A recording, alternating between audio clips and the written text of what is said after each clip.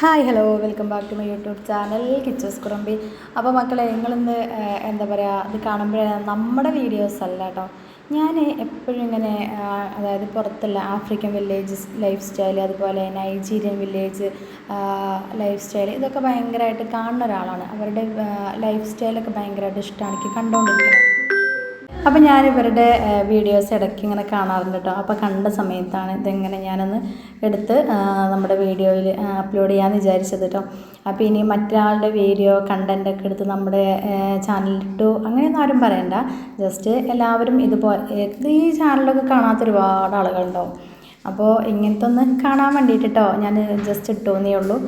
ഇവരുടെ രീതിയിൽ കുക്കിംഗ് ചെയ്യുകയാണെങ്കിൽ ഭയങ്കര ഈസി ആയിട്ട് കാര്യങ്ങൾ നടക്കും കേട്ടോ. അതിൽ എന്തൊക്കെയാണ് ചേർക്കണത് നമുക്ക് ചിലത് കാണുമ്പോൾ നമുക്കറിയാൻ പറ്റും, ചിലത് അറിയാൻ പറ്റില്ല. നമുക്കൊക്കെ അടുക്കളയിൽ ഭയങ്കരമായിട്ട് സൗകര്യങ്ങൾ ഉണ്ടെങ്കിൽ തന്നെ ആ ഒരു എന്താ പറയുക, അത്രയും സ്പേസ് നമുക്ക് തികയാതെ വരില്ലേ.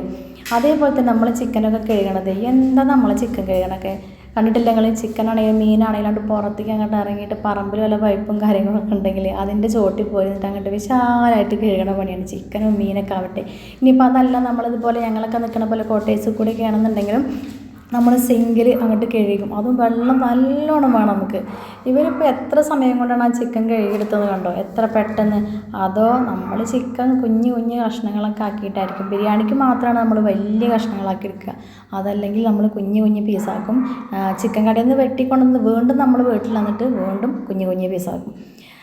അപ്പോൾ അതേപോലെ തന്നെയാണ് ഇതെല്ലാം കൂടെ കഴുകിയിട്ട് ചട്ടിയിൽ എടുത്തിട്ടിട്ടുണ്ട്. പിന്നെ സവോള അരിയാണെങ്കിൽ നമുക്ക് അതിലേറെ സമയമാണ്. ചിക്കനൊക്കെ കഴുകി വൃത്തിയാക്കി അതിൽ വെള്ളം പോകാൻ വേണ്ടി നമ്മൾ വെയിറ്റ് ചെയ്യുക. ആ ഒരു സമയത്ത് നമ്മൾ സവോള അരിയണേ, പച്ചമുളക് അരിയണേ, ഇഞ്ചി വെളുത്തുള്ളി പേസ്റ്റുകൾ എന്തൊക്കെയാണ് ചേർക്കണല്ലേ. എത്രത്തോളം സവോള കനം കുറച്ചരിഞ്ഞാൽ നമുക്ക് മതിയാവില്ല, ശരിയാവില്ല. ഇവർ ചെയ്യണുണ്ടോ, 2-3 കഷ്ണമാക്കി സവോള അരിയണ പരിപാടിയും കഴിഞ്ഞു. അതങ്ങനെ ആ ചിക്കനിലേക്ക് ഇടുകയും ചെയ്തു. ഇത് ഇപ്പം എടുത്തതെനിക്ക് തോന്നണേ നമ്മളിവിടെ ഈ മാഗി ക്യൂബൊക്കെ എടുക്കണ അങ്ങനത്തെ എന്തോ ഒരു ക്യൂബാണ് സംഭവം. പിന്നെ അതിലേക്ക് കുറച്ച് ഉപ്പാണ് ഇട്ടിട്ടുള്ളത്. എന്തെയോ തവി വെച്ചിട്ടൊരു ഇളക്കമൊക്കെ ഇളക്കിയിട്ടോ.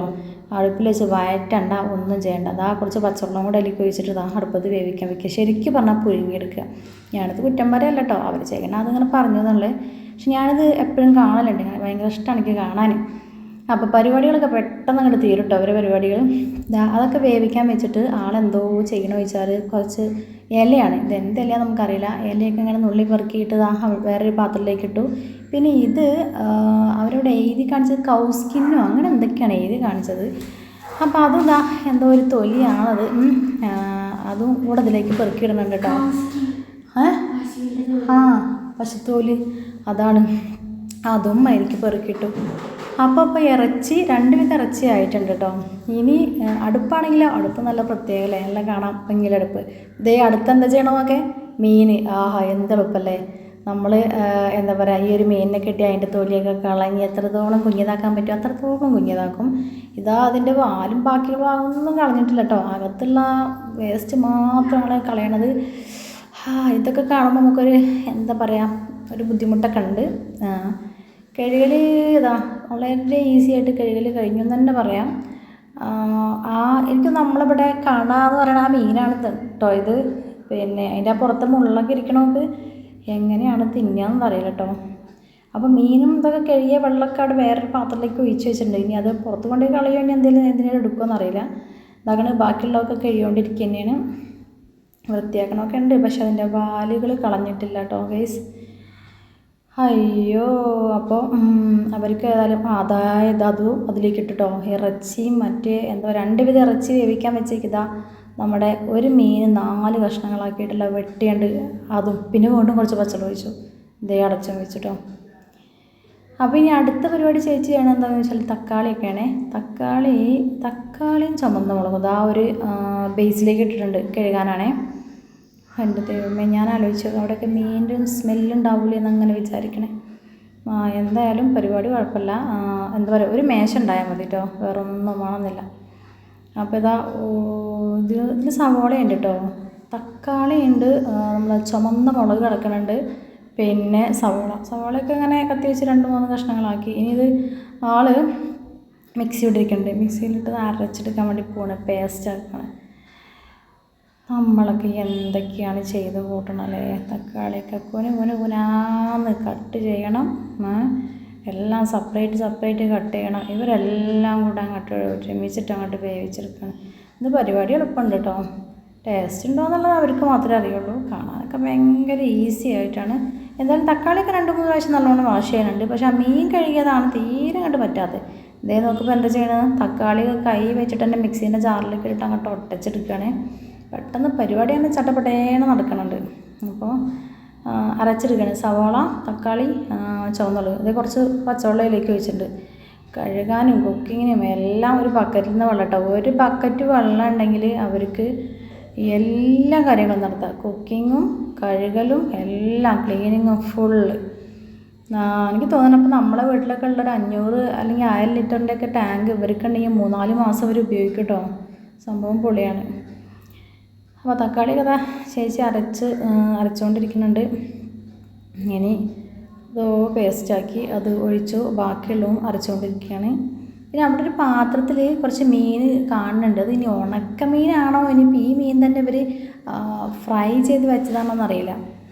എന്തായാലും മീനിലേക്ക് സ്പൈസി ആയിട്ടുള്ളൊരു ഐറ്റംസ് ഇട്ടിട്ടില്ല കേട്ടോ. വെറുതെ വെള്ളം ഒഴിച്ചിട്ട് വേവിക്കാൻ വെച്ചിട്ടുണ്ട്. എന്തോ ഒരു ക്യൂബ് എടുത്തിട്ടു, പിന്നെ ഉപ്പും കൂടെ ഫസ്റ്റ് ചേർത്താൽ കുറച്ചുപ്പേ ചേർത്തുള്ളൂ. അതൊന്ന് ഇളക്കി കൊടുക്കണമൊക്കെ ഉണ്ട്. വീണ്ടും അടച്ചു വെച്ചു. ഇനിയിപ്പോൾ അടുത്ത പരിപാടി എന്താണ്, തക്കാളി അരച്ചത് ഫുള്ള് കഴിഞ്ഞിട്ടില്ല കേട്ടോ. ഏകദേശം കുറച്ചും കൂടെ ഉണ്ട്. തക്കാളി മാത്രമല്ലേ, തക്കാളി ആ ചുവന്ന മുളകും കൂടിയാണ് അരയ്ക്കണേ. അപ്പോൾ ഇതിലൊക്കെ എന്തായാലും അത്യാവശ്യം എരിവുണ്ടാവും.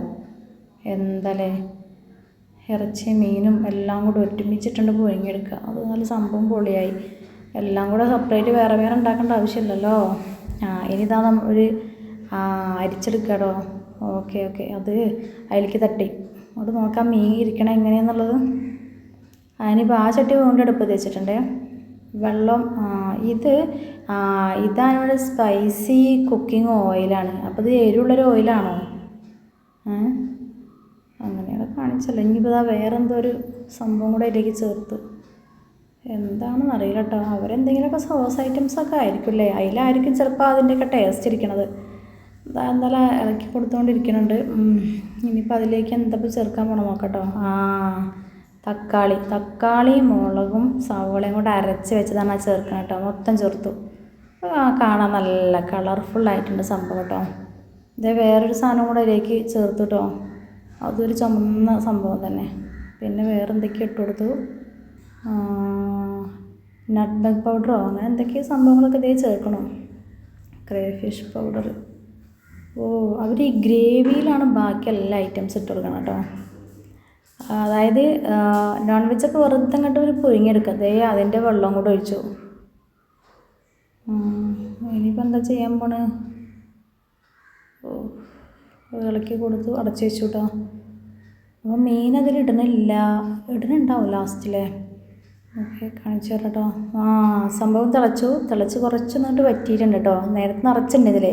നല്ല തിക്കായിട്ടുണ്ട് കേട്ടോ. നല്ല എണ്ണേൻ്റെയൊക്കെ ആ ഒരു ഇത് കണ്ടോ.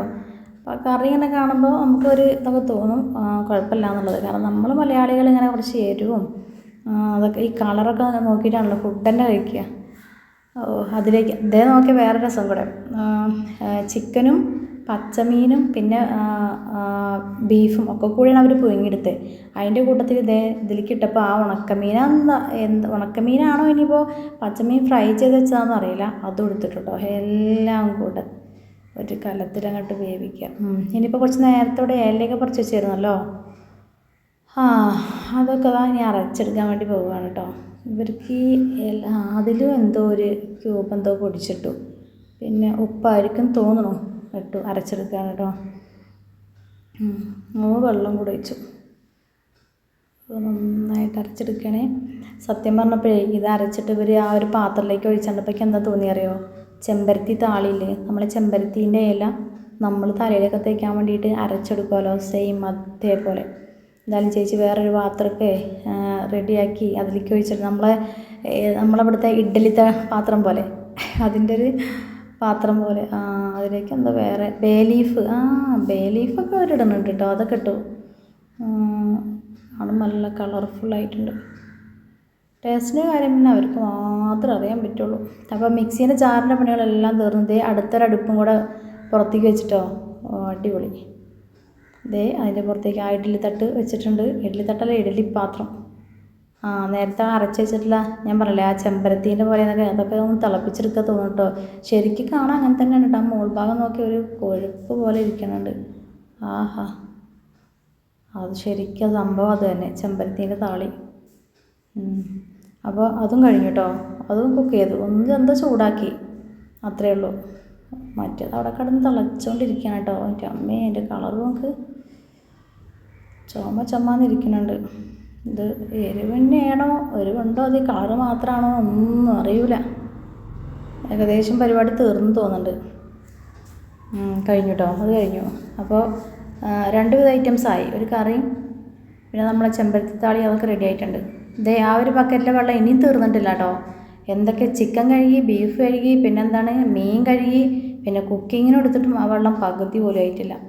ഇതേ വേറൊരു ഇഡലിത്തെ പാത്രം വെച്ചിട്ടുണ്ട്, ചെമ്പ്.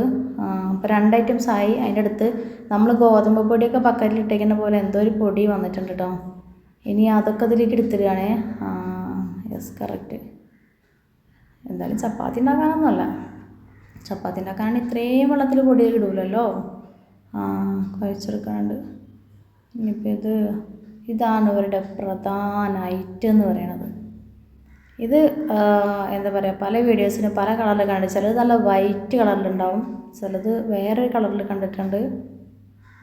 ഓക്കെ, നന്നാക്കി മിക്സ് ചെയ്തെടുക്കുന്നുണ്ട് കേട്ടോ. നമ്മുടെ ഈ ചോറിൻ്റെ പോലെ പ്രധാനപ്പെട്ട സംഭവമാണ്. ഇതിൻ്റെ കൂടെയാണ് അവർ ബാക്കിയെല്ലാം ഡിഷും ഉണ്ടാക്കണം കേട്ടോ, അതിൻ്റെ കൂടെ കഴിക്കാൻ വേണ്ടിയിട്ട്. പിന്നെ ഇളക്കിക്കൊണ്ടിരിക്കുക തന്നെയാണേ. ഓക്കെ, നമ്മൾ ഈ ചക്കയും കപ്പയൊക്കെ ഇളക്കാൻ വേണ്ടിയിട്ട് ഇങ്ങനെ മരത്തിൻ്റെ വുഡിൻ്റെ ഒരു ഇതുണ്ടാക്കുമല്ലോ, അതേ ഒരു സംഭവമാണ് കേട്ടോ. അതുകൊണ്ട് ഇളക്കണത് അവർ. കുറച്ച് വെള്ളവും പാത്രങ്ങൾ കൊണ്ടുവച്ചിട്ടുണ്ടേ. ചേച്ചി കാല് വെച്ച് ചവിട്ടിയിട്ടാണ് ഇളക്കണത് കേട്ടോ. ഓക്കെ, നമ്മൾ വല്ല ചക്കയും കപ്പയൊക്കെയാണല്ലോ, ഒട്ടയാത്ത കപ്പയൊക്കെ ഉണ്ടെങ്കിൽ ഇളക്കാൻ വേണ്ടിയിട്ട് ഇങ്ങനെയൊക്കെ ചെയ്യുക. ഇത് ഇത്രയും നൈസായിട്ടുള്ള ഈ പൗഡറാണിത്. ഇതിന് ഇങ്ങനെ ഇളക്കിയെടുക്കണേ എന്തോ അറിയില്ല.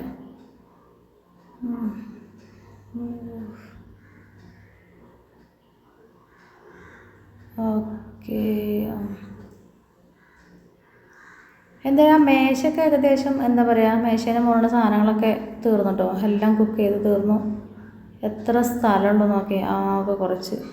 നമ്മളൊക്കെ ഇനിയിപ്പോൾ പുറത്ത് തന്നെ എന്തെങ്കിലും ഉണ്ടാക്കാൻ തുടങ്ങിയാൽ തന്നെ അകത്തേക്ക് ഒരു 10 പ്രാവശ്യം കയറേണ്ടി വരും. എല്ലാ സാധനങ്ങളും കുപ്പിയിലാണെങ്കിൽ നമ്മളത് സാധനങ്ങളൊക്കെ ഇരിക്കുക, മസാല ഐറ്റംസൊക്കെ ബോട്ടിൽ.